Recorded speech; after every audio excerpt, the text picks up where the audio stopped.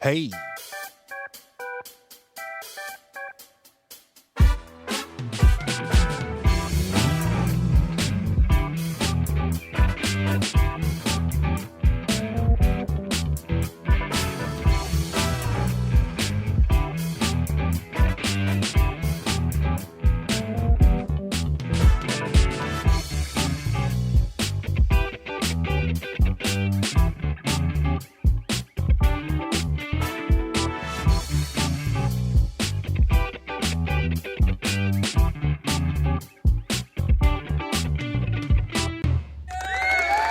I know, y'all miss me.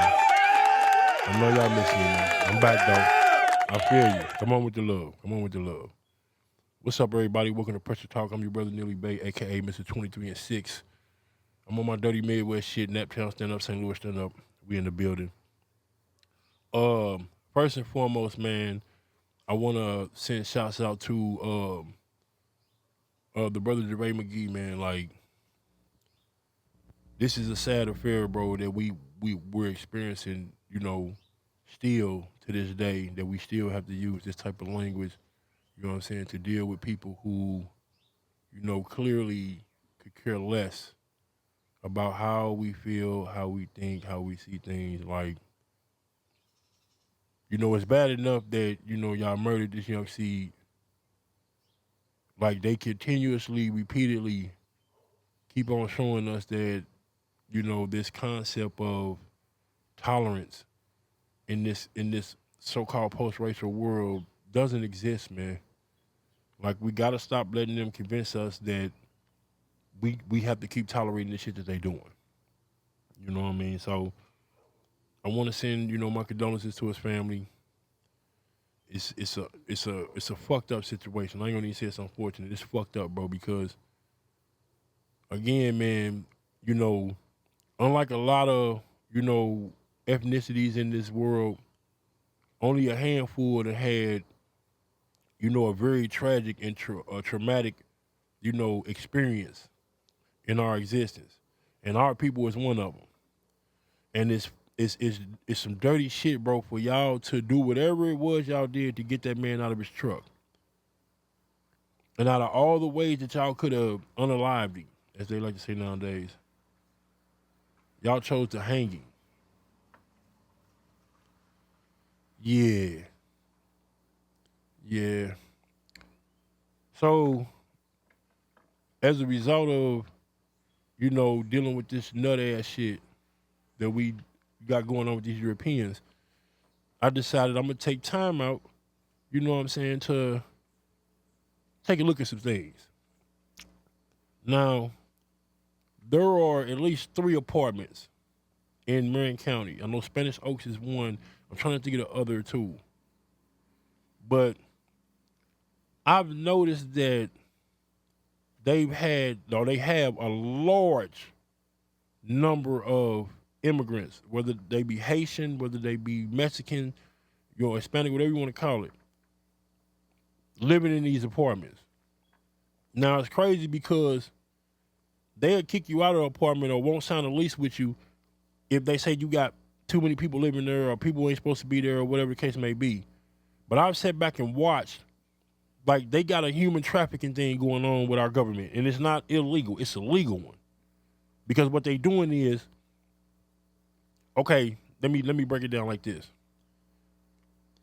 The second job I got when I came home, I worked for this company called United Hospital Services. It's basically a laundromat for all the hospitals and nursing homes in the county, or some can say in the state. Well,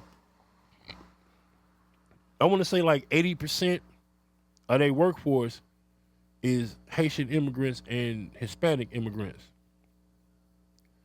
Now, whether they here legally or whatever the case may be, they only over here on 90-day visas.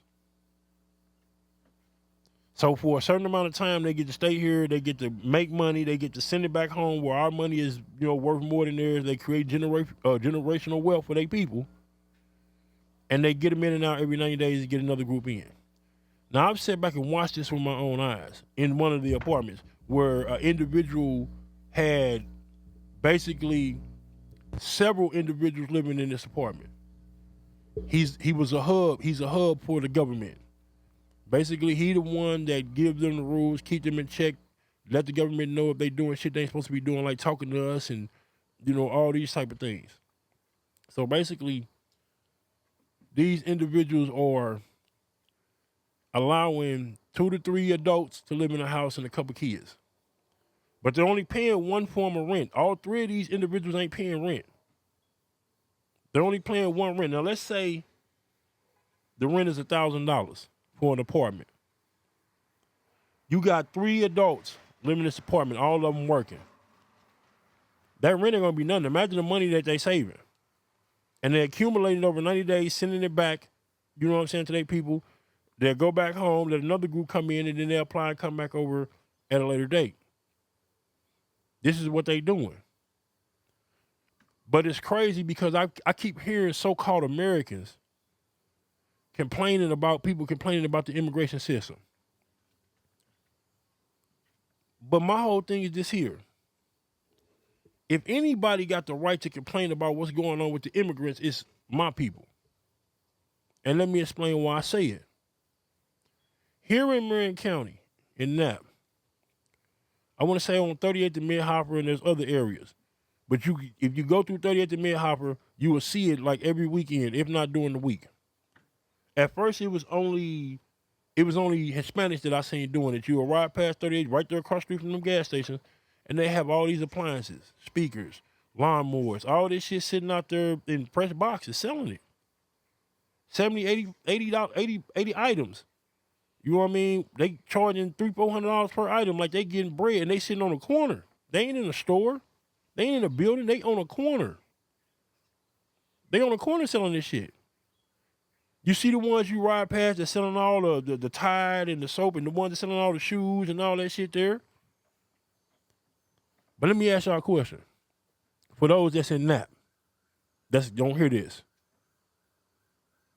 What area in Castleton, in Greenwood, in Whitestown, any of these other white areas, have you seen Mexicans or Haitians set up on a corner with appliances to sell to the community?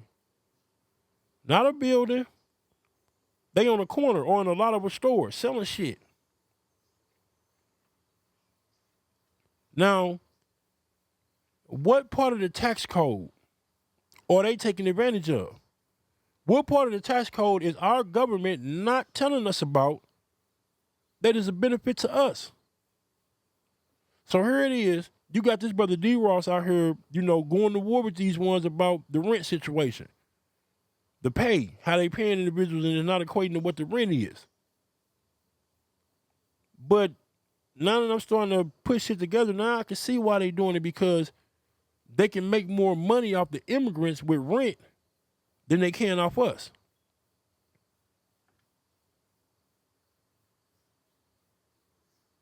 It's a community control situation. People get too out of pocket, they get sent back to Haiti. I'm just saying, man, like, what the fuck is going on, bro? How is it that we've been born in this country? My ancestors, you know what I'm saying, blood, sweat, and tears built this motherfucker, and we can't get no benefits at all? The government won't even tell us what our benefits is. They got our women running around here on Section 8, which is a government benefit. They run around this bitch on Section 8. Hold on, they run around this bitch on Section 8, getting government assistance, a part of a program that they are even aware of what the program really is. Section 8 is a part of a bigger program. It's a part of a bigger program. Meaning there's a Section 7, a Section 6, a Section 5, 4, 3, 2, 1. Is there a Section 9, 10, 11? These are benefits that the citizens are supposed to receive from our government. Because Section 8 deals with housing benefits. I'm just saying. Hold on, give me a second. Pardon the body. Having some technical difficulty. There we go. Sorry about that. Still new to the game, but I'm getting my grind on. I'm just saying, man. This shit is pissing me off, man. Like we got so many ways of getting bread, man. That isn't even, being made accessible to us. We can't benefit off something that we don't know about, that we don't even know exists. They keep talking about that all these immigrants that's coming over here is getting all these $6,000 checks and all this shit here, and you motherfuckers is debating about giving us $1,000, a little over $1,000, which is nothing compared to the rent we paying, the car notes, the insurance, the life insurance, all that other shit that y'all forcing us to pay for that we shouldn't have to pay for. Like, I still don't understand what the fuck insurance is. What are you insuring? Insurance to me to make sure I get something. I'm receiving something. It's a guarantee. It's a benefit. But how am I acquiring something when I'm not receiving anything for it? How is it that you can go to a hospital with insurance, but they'll tell you your insurance don't pay for something? When did the insurance company get the authority to say what they will and won't pay for once you become a customer? They supposed to do what you tell them to do. Or just don't take your business. But now, our same so-called government allowed Barack Obama to make insurance a tax. Even though the same judge that, illegally gave Obama the permission to change the law, or gave him the ability to figure out how to apply what he was trying to do. Because the judge told him when they was fighting in the Supreme Court about it, the United States Supreme Court justice told him that the way you're trying to apply this is unconstitutional. That means it was illegal. Unconstitutional means illegal. You can't do it. But then he turned around and told him that the way you're trying to apply this is unconstitutional, but if you apply it as a tax, then it'll be constitutional.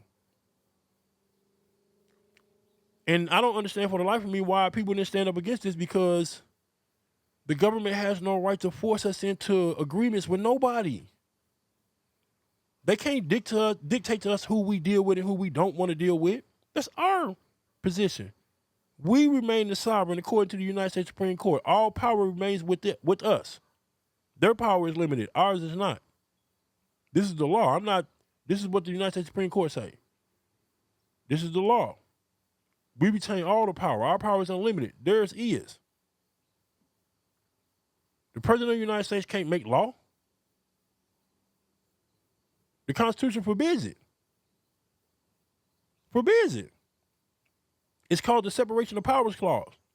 One government can't delegate its powers to the other. Or one branch of the government can't delegate its powers to the other. Only the legislatures can make law.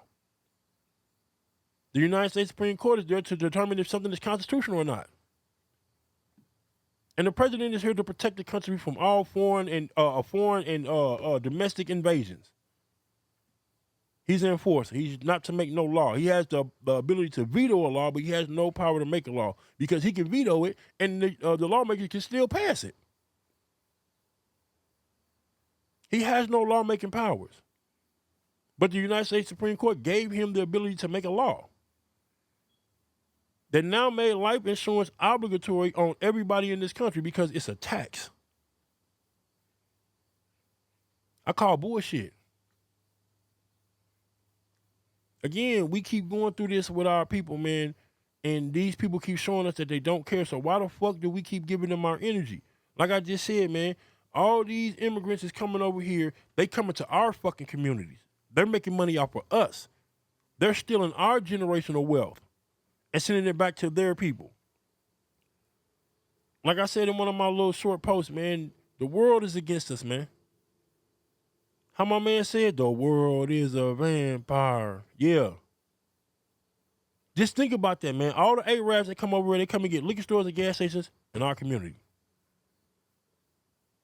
All the Hispanics and Haitians that come over here, they come and get food stores and fucking The little shit I was just talking about, the side hustles on the streets in our community.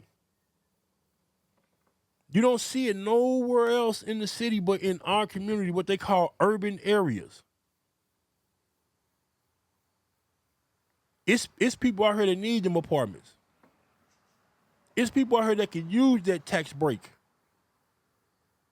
to go in that. They don't want to be out here doing what they want to become entrepreneurs and build for themselves. I just want to know, what is it?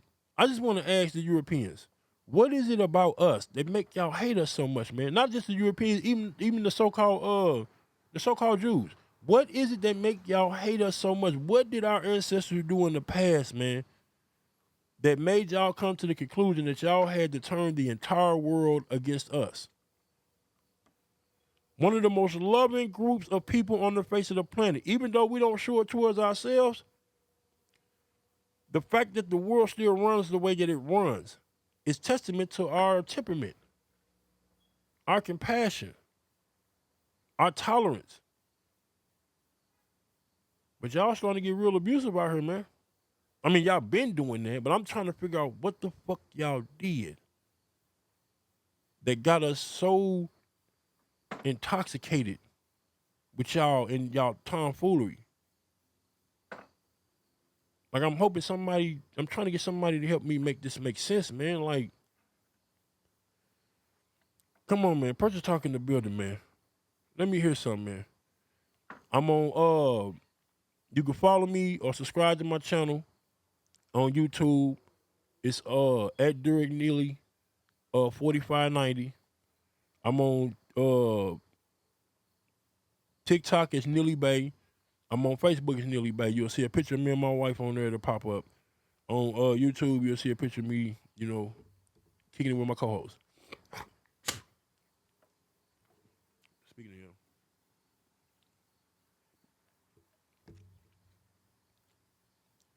So, man, yeah, come on, man. Help, you know what I'm saying? Come on, support.